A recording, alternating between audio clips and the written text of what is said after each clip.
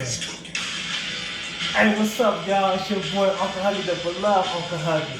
I just want to talk about The Rock because he's number one, first thing first. He's my favorite wrestler and actor, so we're going to get into it. So, back in 1996, before he was the biggest name named The Rock, he was Rocky Mafia. In 1997, he did The Rock. And that's the first time he turned heel, because when he first started, he was Rocky Mafia. He was facing to 1997, and that's when he turned heel. So he turned to The Rock we all love. He went to Nation of Domination. That was one of the biggest wrestling group of all time. You know. 1998, he won his first title, WWF title. 1999, he won his second time, I believe. In 2000, he just got bigger and bigger. Every time the year went by, he got bigger, And, he was one of the greatest wrestlers that ever lived, man. He fought so many good wrestlers like Stone Cold, Triple H, Undertaker, Kane, Big Show, Chris Jericho, Eddie Guerrero, Chris Benoit, Rikishi, the list go on and on.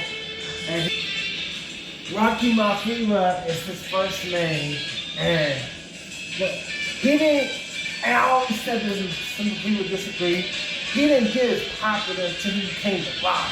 He got more recognition when he was The Rock, but he didn't get it when he was Rocky Mafia. We loved Rocky Mafia, that's when he started at, but he got more popular and more people loved him when he was The Rock. He was Hollywood Rock, I believe. He was The Rock. He was, it's so many, man. I can't even think right now, man. But he was all that above, man. He just, he's a future Hall of Famer. He should be a Hall of Famer, I believe, next year. Because if he don't be in the Hall of Fame, then who is? He's definitely the GOAT, man. He's one of my top 5. Man, hopefully next year he become a Hall of Fame. He's done so much, man. I mean, I feel like he should get a Hall of Fame winner like you did. And for all y'all that's been in 2026, I hope he become a Hall of Famer, man. Because if he don't, man, I'm gonna go to WWE headquarters. I'm gonna tell y'all about that, man. No, I'm just keeping it real with y'all, man. But one of my favorite matches, I was surprised that he got a chance to work with. I thought he should work with him back then. Was John Cena. I was really surprised because he was a little bit older, but he still moved like he was a 20-year-old, So he got a chance to work with somebody like John Cena, who was also my favorite wrestler. So that was. They both did their thing at WrestleMania. He got WrestleMania was. So that was one of my greatest matches of all time, man. I feel like he could have wrestled him like around 02 when John Cena first came out. But, never say never, man. And, they did their thing and The Rock won and all that. When he was a good guy when he was Rocky Mafia around 96 and 97, he became the bad guy. I think that's when he was called, I believe he was called The Rock at that time. He was a good guy, he was a good guy in 96 and the bad guy in 97, he became a good guy in 98. Then 2003, he became Hollywood, because he was doing movies at the time, but he was still wrestling. He was Hollywood Rock in 2003. Man, that 2003 was something else for The Rock, man. If you know, man. The Rock, Hollywood Rock was something else, man. It's a childhood right there. That's childhood right there, man. So, shout out to The Rock, man. Can you smell The Rock is cooking? Okay. Hit this man now! But The Rock is cooking.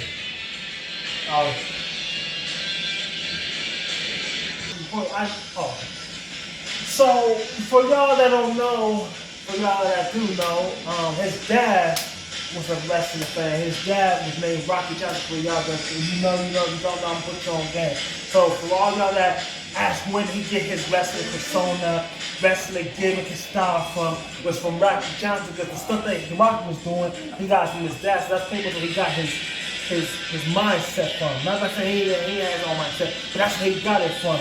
It's like he wanted to make it look cooler, And then if you look at his whole family tree, he's talking about the Wild Samoans, Rikishi, Yokozuna, the Usos, Roman Reigns, Umaga.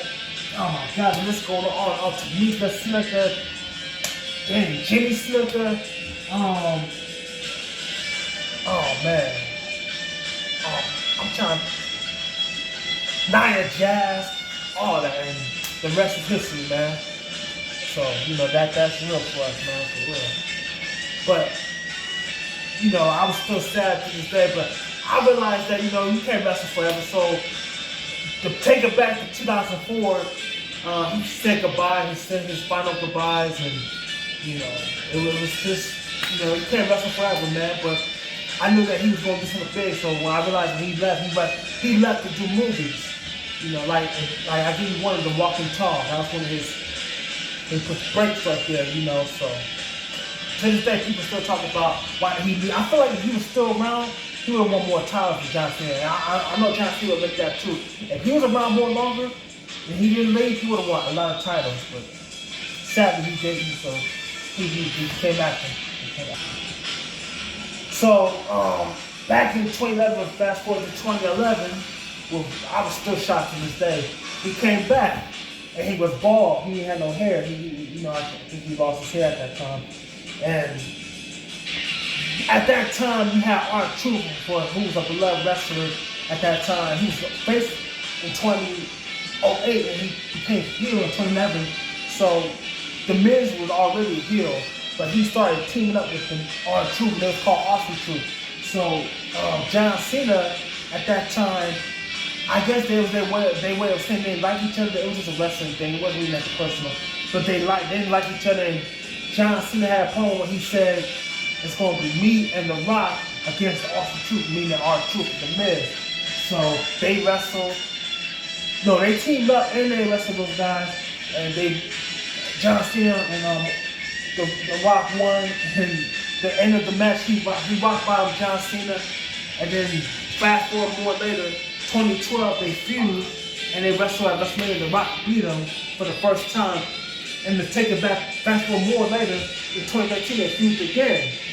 So this time, John Cena beat him because he had a WWE title with him. So, no, The Rock had a WWE title with him. So John Cena beat him for the title. Yeah, he did. He beat him for the title. Yeah, I remember that correctly, yeah. How we want to end this and remember The Rock. First thing first, The Rock is definitely one of the greatest to ever wrestle. He's the greatest wrestler and actor. But we're talking about his wrestling. But how we want to remember him as changing the game. Changing us, making us realize that no matter what color skin you wear, you can wrestle any color. Black, white, Mexican, or Samoan. That's what The Rock taught us at that time. That color don't have, and wrestling don't have no color. You just be yourself and just dream wherever you dreamed of and you wanted to be like that next person, you could be it. You know what I'm saying? So that's The Rock taught us. But I want to end it with saying, hit this smile! What The Rock is cooking. Oh, wait for it. Oh, I got that smile, man. Oh, damn, man. Hold up. I can't even stop smiling. Okay, hold on. And peace to y'all, man. Shout out to The Rock, man. For real.